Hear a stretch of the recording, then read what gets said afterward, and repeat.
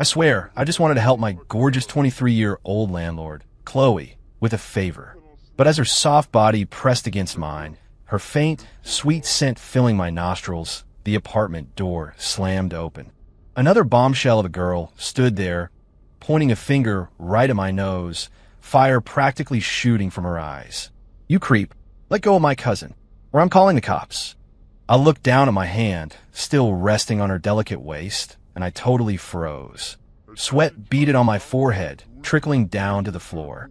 Not from effort, but from pure nerves. My gorgeous landlord, Chloe, was currently stuck in a ridiculously contorted pose on her yoga mat, a true test of flexibility. One leg was high in the air, the other tucked in front of her, but her upper body was awkwardly suspended, unable to go up or down due to a lack of core strength. "Ethan, hurry, give me a hand, my leg's cramping." Chloe's voice was laced with a mix of tremor and pain. Her pale cheeks flushed an alluring pink from exertion and embarrassment. She was wearing a light purple, skin-tight yoga outfit that perfectly accentuated her curvy, hourglass figure. In her current predicament, her ample chest was pressed together even more dramatically, rising and falling with her quick, shallow breaths. I swallowed hard, my mouth suddenly dry. "Chloe, this. How do I even help?" I squatted beside her, completely at a loss. "Hold my waist. Give me some leverage. Help me up." Chloe gritted her teeth, a desperate resolve in her voice. "You heard her, not me." I took a deep breath, extended my hands, and carefully placed them on her impossibly slender waist. Warmth and an astonishing elasticity met my touch. My heart skipped a beat. Chloe's body gave a sudden jolt, her breathing momentarily catching.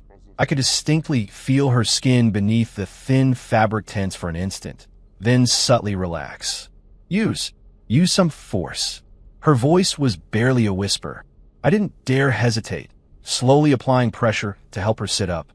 The living room was terrifyingly silent, save for our increasingly ragged breaths. An intimate atmosphere began to ferment, and the temperature in the air seemed to climb a few degrees, just as I was concentrating, feeling the astounding sensation against my palms. Bang! A thunderous crash as the door burst open, as if hit by a battering ram, slamming violently against the wall. I jumped, spinning my head around. Standing in the doorway was a girl in cut-off shorts and a crop top. She bore a striking resemblance to Chloe, but her aura was completely different. If Chloe was a gentle moonbeam, this girl was a roaring inferno. Her figure was just as captivating, with long, pale, perfectly straight legs. But at that moment, her beautiful face was contorted with absolute fury. Her gaze instantly locked onto Chloe and me in our tangled position, and specifically my hand still on Chloe's waist. Her pupils constricted, her pretty eyes first showing shock, then quickly replaced by boundless anger and contempt. "You pervert!" A shrill roar, like a thunderclap out of nowhere, made my eardrums throb. "What the hell are you doing to my cousin? Let go of her!" The girl lunged forward like an enraged lioness, swinging her purse in a wide arc. It whooshed through the air, carrying a whiff of perfume, and came crashing down toward my head. My scalp tingled. Instinct made me instantly release Chloe and scramble backward, rolling awkwardly. Thwack! Her purse smashed solidly onto the spot where I'd just been crouching, emitting a dull thud. At the same moment, Chloe, deprived of my support, let out a cry. Her upper body completely gave out, and she slumped bonelessly onto the yoga mat in an even more bizarre pose. "Chloe, are you okay?" The girl immediately rushed to Chloe's side, checking on her frantically. I'm fine." Chloe was so embarrassed she wanted to disappear into the floor. She struggled to sit up, but her cramping leg made her gasp in pain. I climbed to my feet, surveying the chaotic scene, my head throbbing. "Look, man, let me explain. Things aren't what they seem." "Shut up, you scumbag." The girl whirled around, her almond eyes blazing. She pointed her finger at my nose and spat. "I saw it with my own eyes. You think you can deny it? Trying to get handsy with my cousin while she's home alone. Don't you have any shame?" Her name was Maya, Chloe's cousin. I'd heard Chloe mention her before, but this was my first time meeting her. And what a hell of a first impression it was. I really wasn't. Chloe was just cramping up from yoga, and I was just trying to... "You still calling my cousin Chloe?" Maya's temper flared even more. She shielded Chloe like a protective hen. I'm telling you, get out. Now, or I'm calling the police and pressing charges for assault. Chloe, flustered and angry, her cheeks beet red, tugged on Maya's arm. Maya, stop talking nonsense. I asked him to help me. Chloe, you're just too nice. That's why guys like him take advantage of you. Maya wasn't having it. Look at his shifty eyes. He's clearly trouble. Good thing I showed up when I did. Or who knows what would have happened. Me, speechless. Do I really look that creepy? I touch my face. I mean, I'm no supermodel, but I've got decent features, dark brows, and big eyes, right? Maya, calm down. Chloe was getting genuinely annoyed now, her voice rising. Ethan was helping me. You need to apologize to him. Apologize to him? Why should I? Maya's stubborn streak kicked in. Chloe, has he charmed you or something? This is about your reputation, and you're siding with some stranger? Watching the two cousins argue in front of me, I felt my temples begin to throb. What a mess this was turning into. I cleared my throat, deciding to take the initiative and break the deadlock. Ahem, so, Maya, right? I took a step forward. Stop. Don't you dare come closer. Maya immediately glared at me with suspicion. I stopped, raising my hands in a gesture of surrender, trying to force what I hoped was a benevolent smile. Actually, this is all a misunderstanding. Not only am I not what you think, but quite the opposite. I'm a professional, a posture and rehabilitation specialist. Maya blinked, looking at me with suspicion. A what now? Chloe also looked at me with a bewildered expression, clearly unaware of my sudden, lofty new profession. I was inwardly panicking, but my face remained perfectly serious, even profound. What Chloe experienced just now in professional terms is called neural spasm induced by muscle overextension. If not handled properly, it can lead to permanent ligament damage. What I was doing was the core muscle group assisted realignment method, the most scientific emergency technique. The air in the living room seemed to freeze. Maya and Chloe were both completely baffled by my stream of technical jargon, staring at me dumbfounded. Maya, especially, looked as if her blazing anger had been doused with a bucket of cold water. Though her eyes still held suspicion, her fiery demeanor had noticeably cooled. What realignment method? I've never heard of it, she stammered. Opportunity knocks. I inwardly gloated, but my expression grew even more composed, exuding an almost professorial air. There's a lot you haven't heard of. I gave her a dismissive glance, my eyes carrying a subtle, almost imperceptible scrutiny, finally settling on her posture. Take you, for instance. I shook my head, letting out a regretful sigh. So young, yet your anterior pelvic tilt is quite severe, and you have a slight scoliosis. Do you habitually put more weight on your right foot when you walk? And do you often experience lower back pain, a protruding lower abdomen, and find that when pants fit your waist, they're always too tight around the hips? With each sentence I uttered, Maya's eyes widened a fraction more. By the time I finished, she was completely dumbfounded, her mouth agape, staring at me as if I'd seen a ghost. You, how did you know? She instinctively straightened her back and touched her lower abdomen, her expression shifting from shock to genuine alarm. Of course, I just made all that up. No, wait, I observed it. Bombshells like Maya, who constantly wear heels and tight pants, usually have these issues. I just rattled off a few common postural problems and pinned them all on her. And I hit every single one. Chloe also stared at me in surprise, then at her cousin, her eyes filled with disbelief. My inner self was practically cackling, but on the surface, I remained calm and composed, even adopting a slightly pitying expression. As I said, I'm a professional. I stated slowly, my voice quiet but imbued with undeniable authority. A person's posture reveals all their habits and potential health issues. To me, it's as simple as reading an open book. I clasp my hands behind my back, pace a couple of steps, and continue my charade. In your case, if you don't correct this soon, within 5 years, you'll be facing herniated discs and knee degradation. Then forget about showing off those long legs and shorts. You might not even be able to walk normally. What? Maya was genuinely alarmed now, forgetting her previous anger. She asked anxiously, then what do I do? Is there a way to fix it? Of course there's a way, I said, stroking my chin in a show of profound thought. However, the correction process requires professional guidance and some specialized assistive movements. As I spoke, my gaze meaningfully flickered to Chloe, who was still slumped on the yoga mat. Chloe instantly caught my drift, her face flushing bright red again. She shot me a look that was a mix of annoyance and amusement. That scoundrel, using her as a prop. Maya followed my gaze, then connecting it to our intimate pose earlier, her brain finally seemed to click. Her face went through a kaleidoscope of emotions. Pale, then green, then settling on an embarrassed crimson flush. So you were actually helping my cousin?" she asked in a small voice, her confidence completely deflated. I didn't answer directly, instead counter-questioning.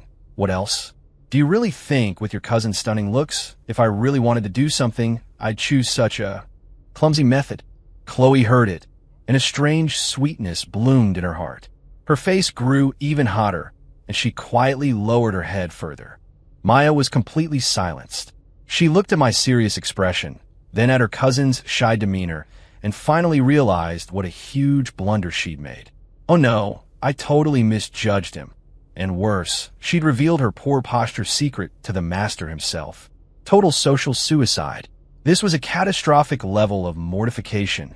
Maya's face, already red, deepened to a beet red, like a ripe tomato.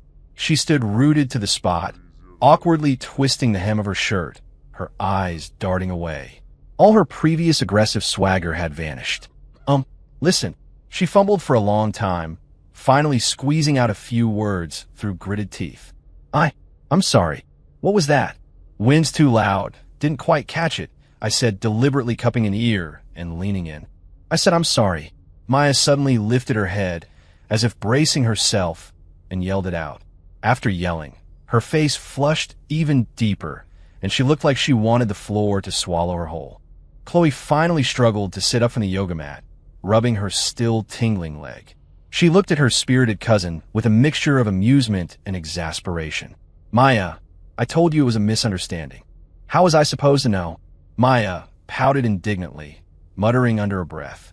"Who makes them pose like that?" I chuckled softly, walked over to Chloe, and naturally extended a hand. "Can you stand up?" Chloe hesitated for a moment, then placed her soft, boneless hand in my palm. I gently pulled, helping her to her feet. Once she was steady, she instinctively tried to withdraw her hand, but I didn't let go. Instead, I gave her palm a soft squeeze. Chloe's whole body trembled, as if she'd received an electric shock.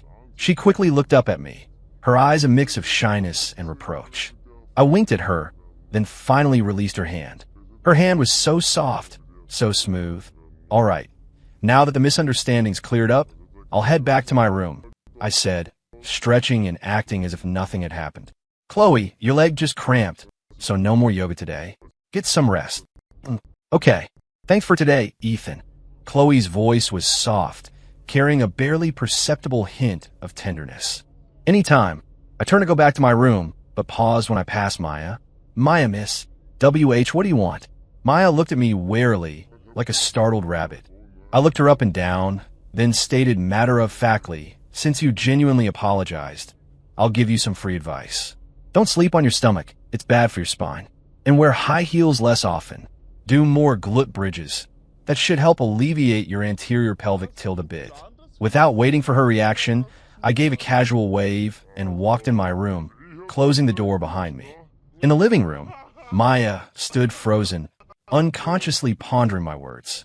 "Glute bridges? What are those?"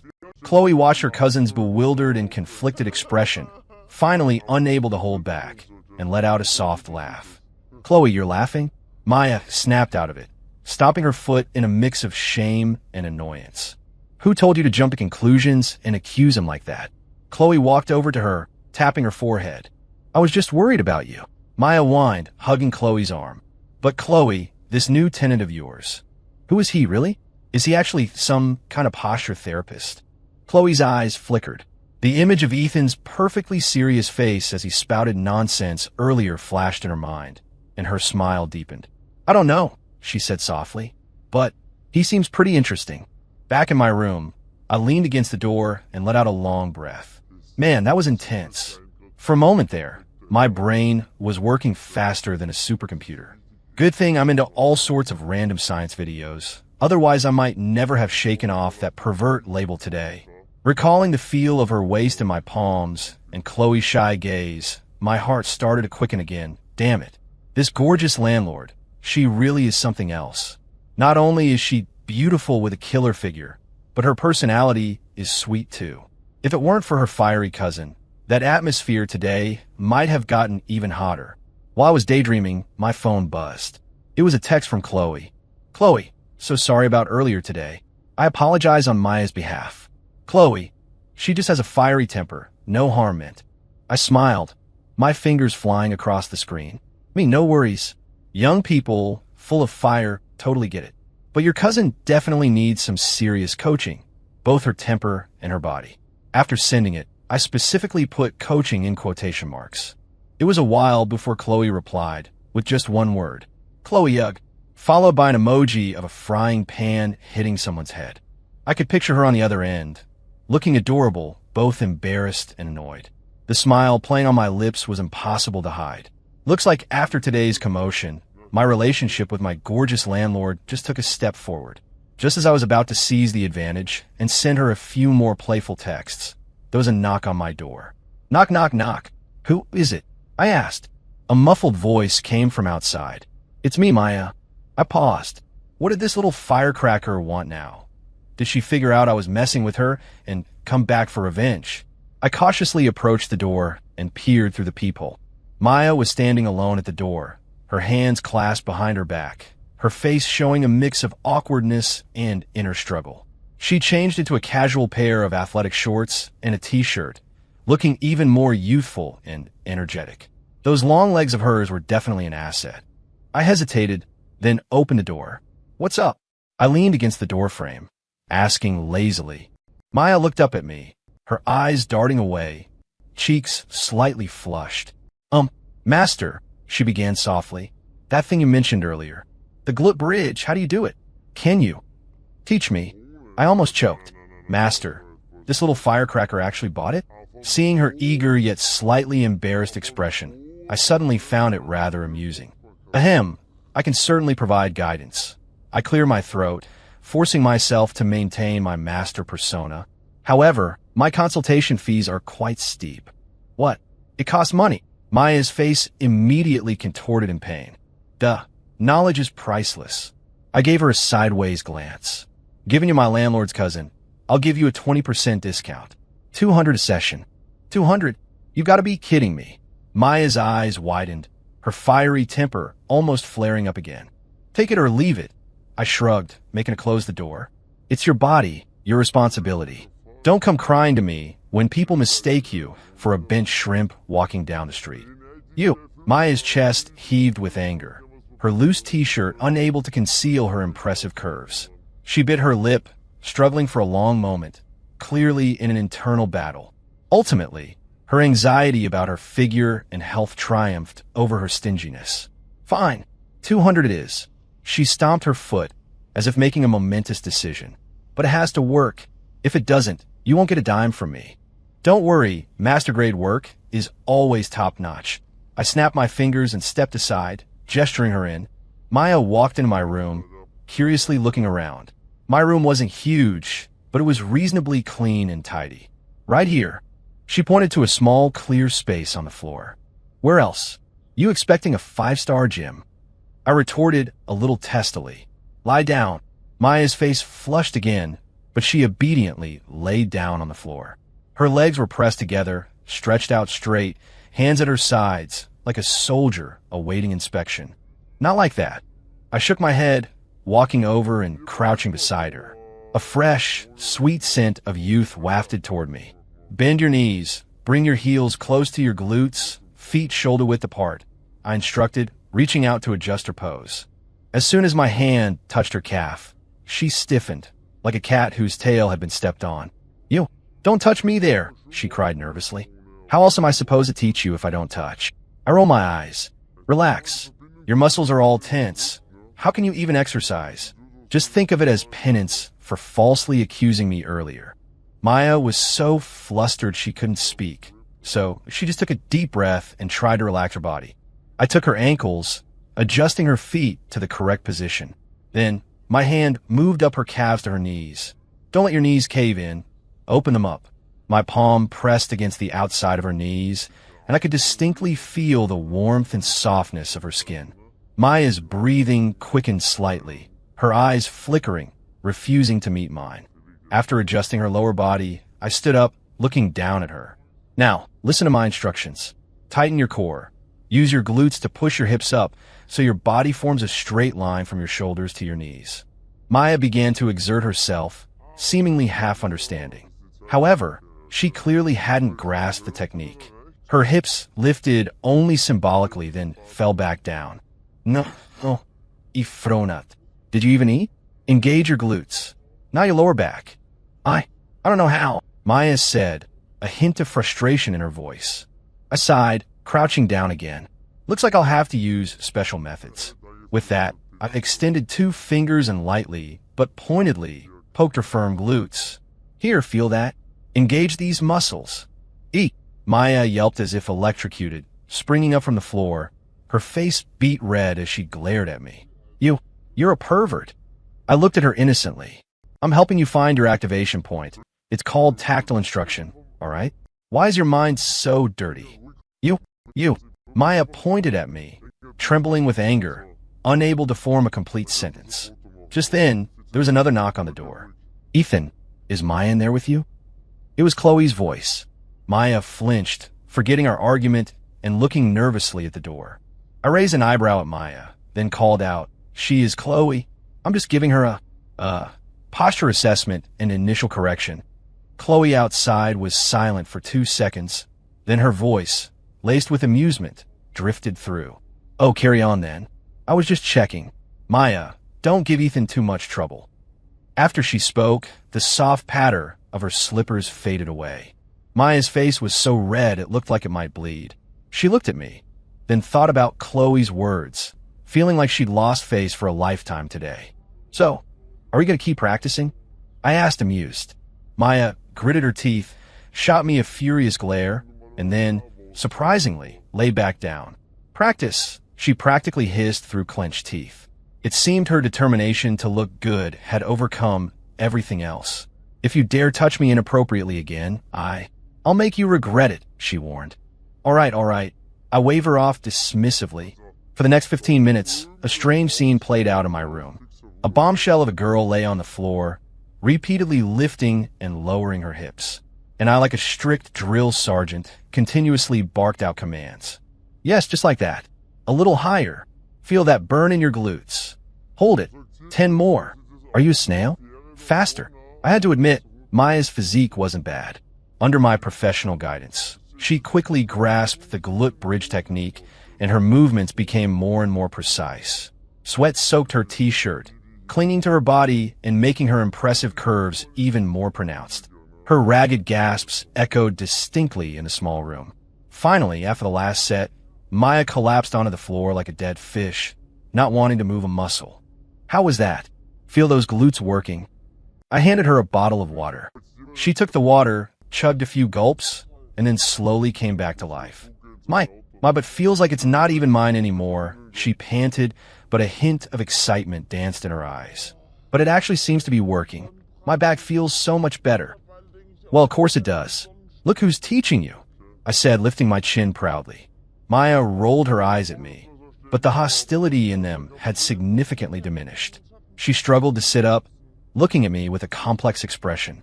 Hey, are you really some kind of therapist? Authentic as they come, I replied without missing a beat. Then she hesitated, but finally asked, Do you think I'm a lost cause? Seeing her cautious yet hopeful eyes, I suddenly didn't find this little firecracker so annoying anymore. A lost cause? Of course not.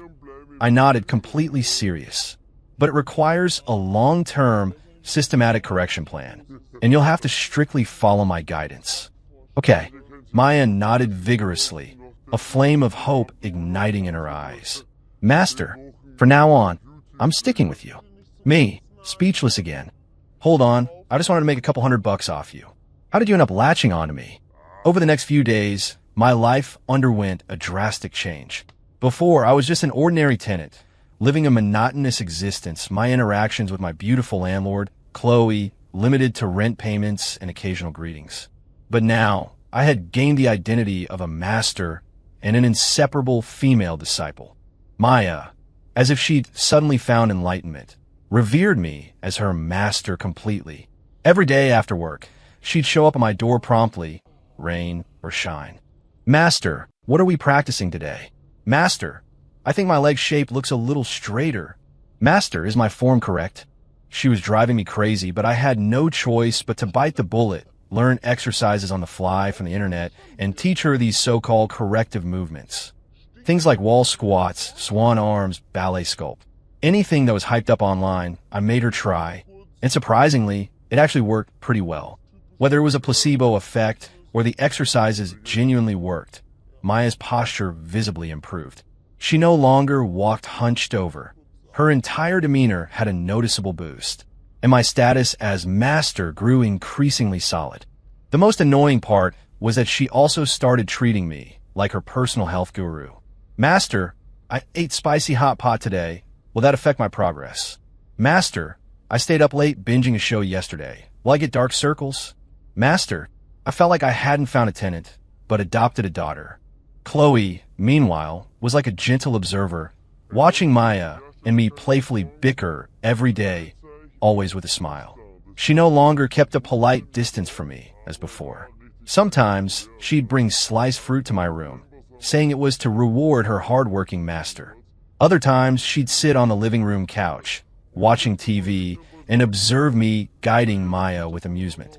The atmosphere between us also grew increasingly subtle. That evening, Maya was once again sweating profusely in my room. Chloe, in a silk nightgown, leaned casually against my doorframe, a glass of red wine in hand, smiling as she watched us. Her soft, long hair cascaded over her shoulders. Under the light, her delicate collarbone was subtly visible, and her long, pale legs were crossed, exuding a mature and alluring charm. "Master Ethan, you're working hard," she said, swirling her wine glass and giving me a captivating smile. My heartbeat immediately went haywire again. "Serving beautiful women is no hardship," I replied, feigning nonchalance. Maya, exhausted as a dog nearby, heard our conversation and protested indignantly. "Chloe, why aren't you worried about me? I'm the one doing all the hard work. Who told you to offer yourself up for coaching?" Chloe took a sip of wine, her eyes sparkling, looking at me with a knowing half smile. She put particular emphasis on the word coaching. I felt a wave of heat rush to my cheeks. This woman, she was definitely doing it on purpose. She was a total enchantress. "All right, that's enough for today." I quickly called a halt. If we kept going, I was afraid I'd be the one to give out first.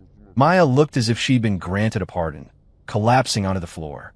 Chloe set her wine glass down, walked in, and bent down to help her cousin up. As she bent over, the neckline of her nightgown gaped slightly, revealing a breathtaking expanse of pale skin that flashed before my eyes. I quickly averted my gaze, feeling a blush creep up my nose. "Look at you, all sweaty and tired. Go take a shower," Chloe said, affectionately pinching Maya's cheek. Maya, clutching her lower back, limped out of my room. In an instant, only Chloe and I were left in the room. The atmosphere immediately became quiet and intimate. "So, Chloe, if there's nothing else, I think I'll call a night," I said, looking down, not daring to meet her eyes. "What's the rush?" Chloe didn't leave. She walked closer to me, and a scent, a mix of red wine and fresh shower gel, enveloped me. My palms began to sweat from nerves. "Ethan," she suddenly spoke, her voice soft. I looked up. Her face was incredibly close, so close I could see the fine downy hairs on her skin and my own reflection in her bright, black gemstone eyes. "That day, you were intentionally messing with Maya, weren't you?" she asked, looking at me, a sly smile playing on her lips. My heart gave a violent lurch. "Messing with her? What are you talking about?" I feigned composure. "Still pretending?" Chloe extended a slender finger and lightly poked my chest. "Posture and rehabilitation specialist, core muscle group assisted realignment method." I looked it up. None of those things exist. "Crap. My cover's blown. My mind went blank. I was already calculating whether jumping out the window or groveling on my knees would seem more sincere. Seeing my ghost-struck expression, Chloe finally couldn't help but let out a soft laugh. She laughed so hard her body swayed, her chest rising and falling dramatically. You are really something," she said, tears almost forming from laughter. It's the first time I've ever seen anyone have my fearless cousin wrapped around their finger like that. I stared at her blankly, momentarily unable to process it. She's not mad. But Chloe's smile faded, her eyes growing a little serious. "Even though you were messing with her, the things you taught her actually seem to work. Lately, she really has been much more outgoing and confident." She paused, her voice softening even further. "So, thank you." With that, she stood on tiptoe and swiftly pressed a soft, warm kiss to my cheek. Then, before I could even react, she turned and darted out of my room like a startled deer. I stood there dumbfounded, reaching up to touch my cheek. It felt as if the warmth and scent of her lips still lingered there. My heart was utterly in chaos. From that night on, the unspoken barrier between Chloe and me seemed to have been completely shattered. Though neither of us said anything explicitly, our glances spoke volumes. The way she looked at me was no longer just a landlord looking at a tenant. There was a shyness and tenderness reserved only for a girl looking at someone she cared for. And the way I looked at her grew bolder, more possessive. Poor Maya, meanwhile, remained blissfully unaware. Every day, she'd still enthusiastically come to my room for lessons, treating me as her all-knowing master, completely oblivious that her most respected master and her beloved cousin were secretly getting together. Sometimes Chloe and I would secretly hold hands on the living room couch, using the TV as a cover. Maya would be on the floor nearby, sweating buckets doing planks, still calling out, "Chloe, Master, look at my back, is it sagging?" Chloe and I would exchange glances, both seeing the barely suppressed laughter in the other's eyes. It was thrilling and sweet all at once. That weekend, Maya announced she was going shopping for new clothes to test her progress, and insisted Chloe and I come along to help her choose. I hadn't planned on going, but one look from Chloe, and I immediately changed my mind. "All right, let's go." At the mall, Maya flitted through various clothing stores like a cheerful butterfly. I had to admit, her figure really was improving. Many of the tight jeans she used to struggle to squeeze in and now fit perfectly, accentuating her firm glutes and long, slender thighs. "Master, how does this look?" she asked, twirling in a body-hugging miniskirt, her face beaming with pride. "Looks good, very lively." I offered a perfunctory comment. My attention, however, was entirely on the woman picking out dresses beside us. Chloe was wearing a white dress today, her long hair flowing over her shoulders, her presence radiating gentle charm. She picked up a light blue maxi dress, held it against herself, and turned to ask me, "Ethan, do you think this looks good?" "Beautiful," I genuinely praised. When the person is beautiful, anything they wear looks good. Chloe's face subtly flushed, and she gave me a playfully chiding look. Maya, standing nearby, looked at me, then at her cousin, and finally sensed that something was off. "Hey," she leaned closer and whispered, "why do I get the feeling something's weird between you and my cousin?" "Is there?" I asked, not batting an eye. "You must be mistaken." "Really?" Maya narrowed her eyes suspiciously. Just then, an unwelcome voice broke the peace. Well, if it isn't Chloe Adams. What a coincidence. A man in a loud floral shirt, sporting a thick gold chain, his hair slicked back with an excessive amount of gel, looking like a caricature of a wannabe gangster, walked over to us, an overtly made-up woman draped on his arm. Seeing the man, Chloe's expression instantly turned cold. "Brandon Scott, we're not friends," Chloe said, her voice like ice. This Brandon Scott was a distant relative of Chloe's who had been relentlessly pursuing her, clinging to her like a stubborn pest. Now, cousin," Brandon said, grinning as he approached, his eyes shamelessly raking over Chloe's figure, filled with greed. "Haven't seen you in a few days, and you're even prettier. So, have you thought it over? Come with me, and I promise you'll be living the good life." "Get lost," Chloe replied with just 2 words. Brandon's face darkened. but he quickly forced a smile back. His gaze shifted to me, tinged with contempt and scrutiny. "And who's this?" "My boyfriend."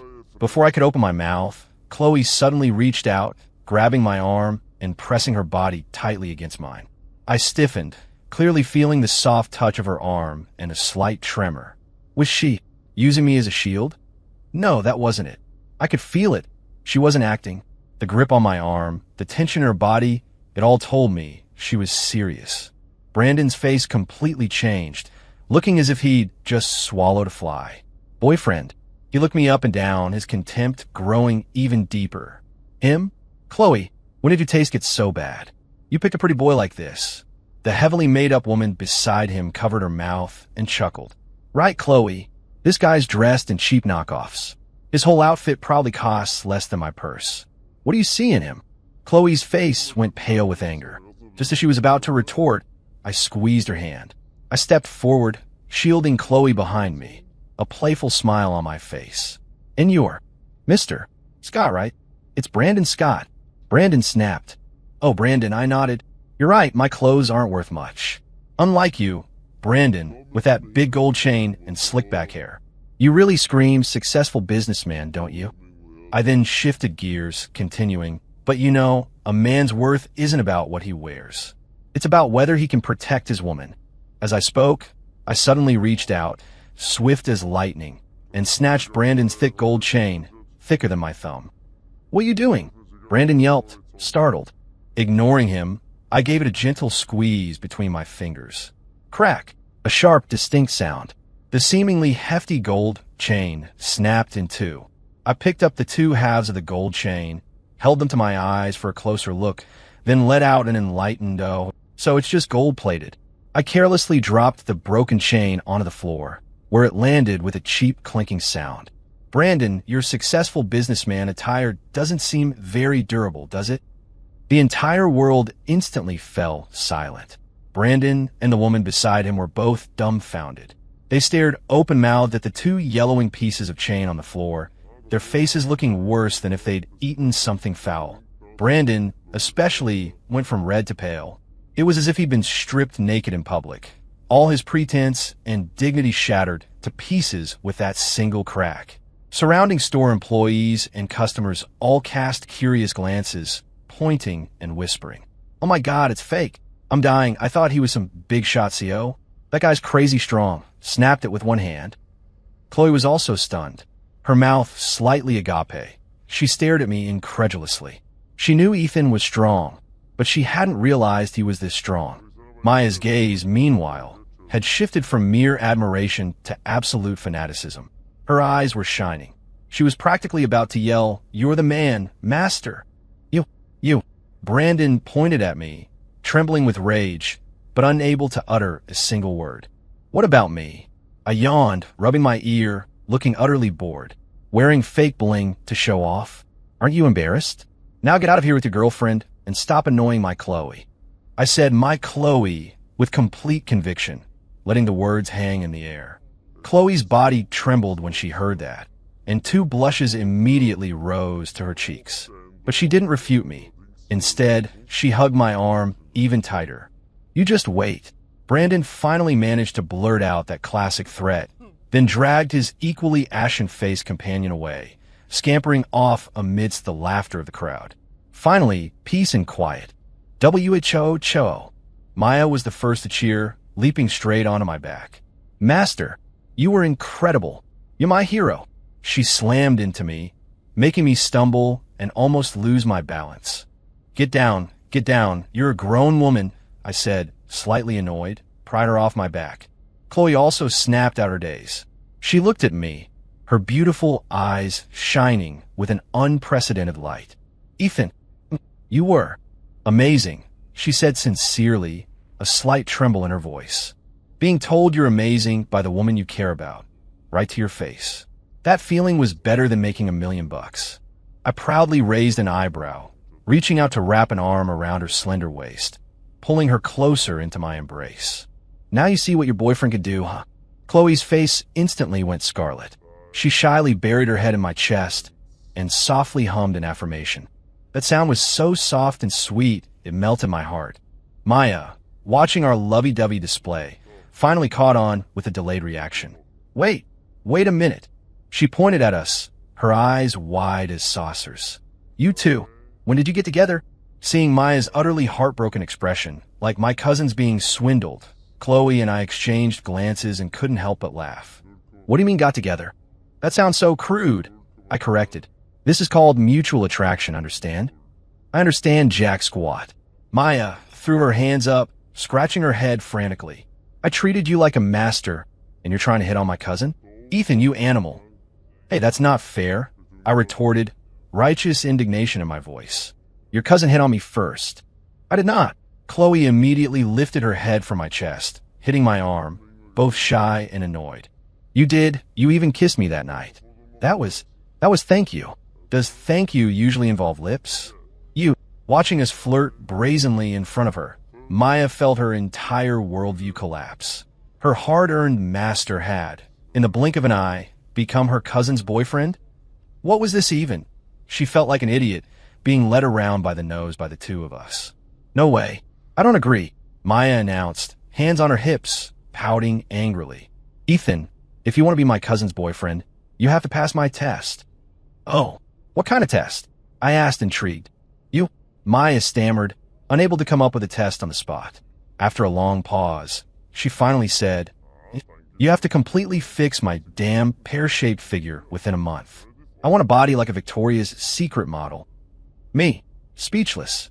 Chloe, snickered. This girl, she was trying to get free lessons out of me. Fine, no problem, I readily agreed. But I have a condition. What condition? From now on, you're not allowed to call me master anymore. I pointed to myself. Call me brother-in-law. Maya's face instantly flushed. She squirmed for a long time before squeezing out 2 words through her teeth. Brother-in-law. Her voice was barely audible, softer than a mosquito's buzz, but Chloe and I both heard it.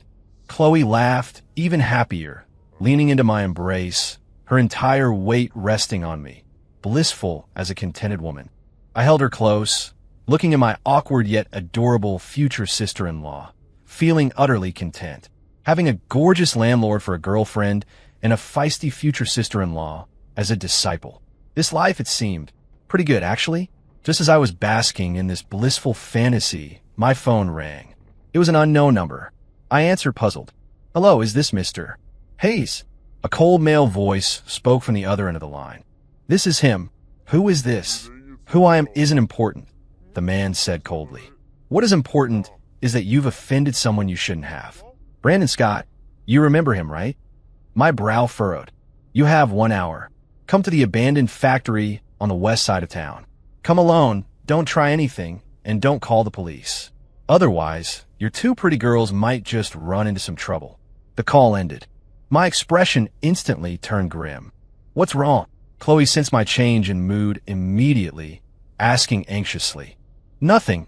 I pocketed my phone, smiling at her and Maya. Just a spam call. Oh, Chloe looked skeptical, but didn't press further. Come on, weren't we going to keep shopping? I said, acting completely normal, continuing to walk forward with my arm around Chloe's waist. But my mind was racing. That loser Brandon, he actually dared to get people to retaliate, and he threatened me using Chloe and Maya. He had crossed the line. While I continued shopping with them, I discreetly sent a few messages from my phone. An hour later, I made an excuse about needing to use the restroom and temporarily left them. Come back quickly, Chloe cautioned. Don't worry. I smiled at her. The moment I turned away, the smile vanished without a trace, replaced by a cold, murderous intent. I hailed a cab and headed straight for the abandoned factory on the outskirts of town.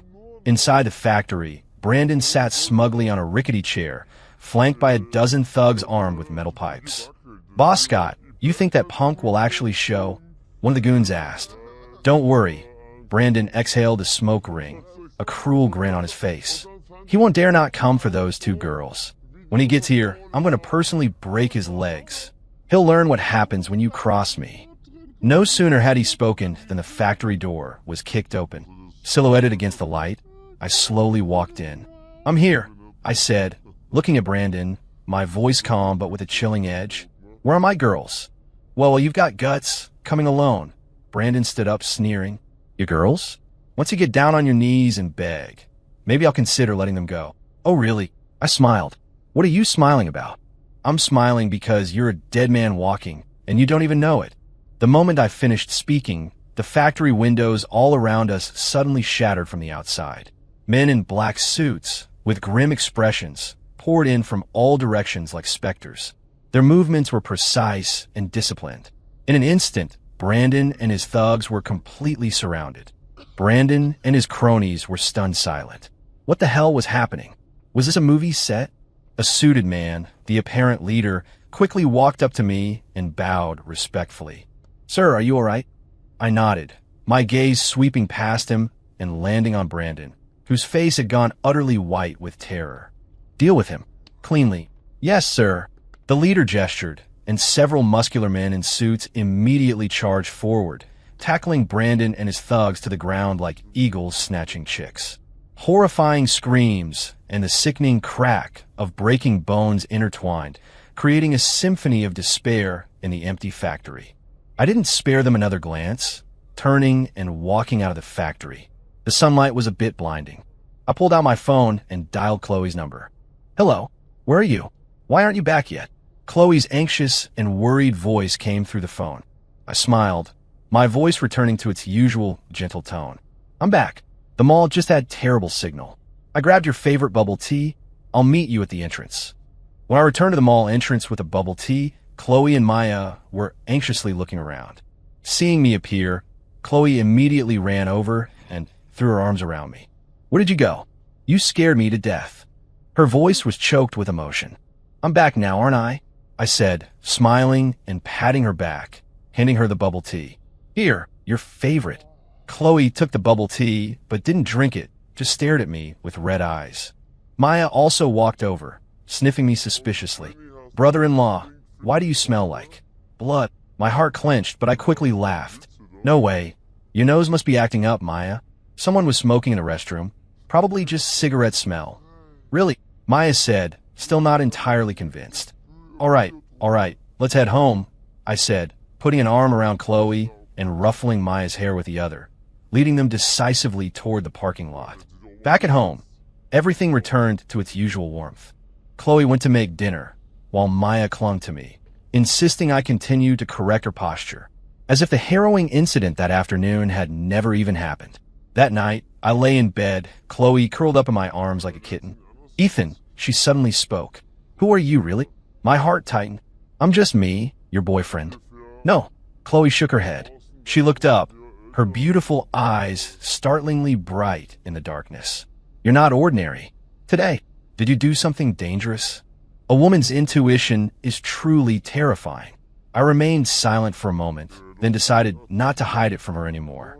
My family has some business interests, I said softly. So, I know people who can handle certain kinds of trouble. Brandon, he won't bother you ever again, I interrupted her, pulling her tightly into my embrace. Chloe, all you need to know is that from now on, with me around, no one will ever hurt you. Chloe didn't ask further. She just buried her face in my chest and nodded firmly. Okay. In that moment, I felt an unprecedented sense of contentment and responsibility. The next day, Maya knocked on my door bright and early. Brother-in-law, get up. Time for class. I yawned as I opened the door to see her in a brand new workout outfit, brimming with energy. Brother-in-law, I've decided, she said, looking at me with determination. I want to be as strong as you are. Not just have a great body, but be able to fight too. Will you teach me self-defense? Me, speechless, looking at this energetic future sister-in-law, and then thinking of the beauty still asleep in my arms. I suddenly realized my future days were probably never going to be boring. Sunlight streamed through the window, falling upon Chloe's peaceful sleeping face. A new day had begun, and